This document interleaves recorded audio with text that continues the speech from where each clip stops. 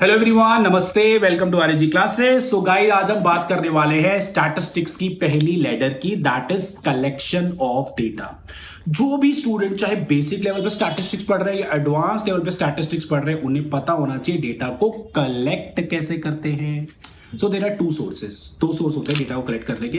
पहला होता है प्राइमरी डेटा, दूसरा होता है सेकेंडरी डेटा। सबसे पहले दोनों की परिभाषाएं समझते हैं, मीन्स की डेफिनेशन।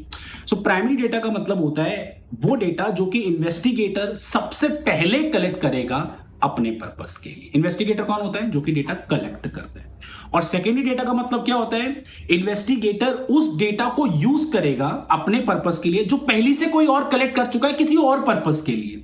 अब डेफिनेशन से कभी कभार स्टूडेंट्स को प्रॉब्लम होती है। एग्जांपल से समझाता हूं, देखो।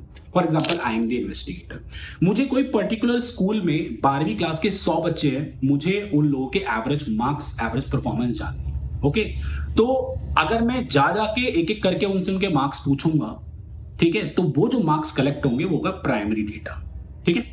सेकेंडरी डेटा का मतलब क्या होगा? अगर इसी में मैं सेकेंडरी डालना चाहूं, अगर फॉर एग्जांपल स्कूल वालों ने नोटिस बोर्ड पे उनके मार्क्स लगा दिए, वो उन्होंने किस भी पर्पस से लगाया, भाई हमारे बच्चों ने अच्छा परफॉर्म किया देखो, तो बट मैं उनकी एवरेज परफॉर्मेंस निकालने के लिए उनके नोटिस बोर्ड से उनके मार्क्स ले रहा हूं, तो वो हो गया मेरे पास सेकेंडरी डेटा।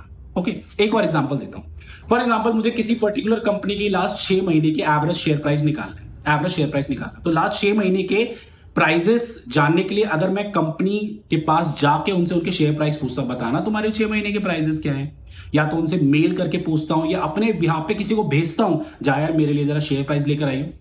ओके, कंपनी का, तो कंपनी से डायरेक्ट बात हो रही है, इसको कहते हैं प्राइमरी डेटा।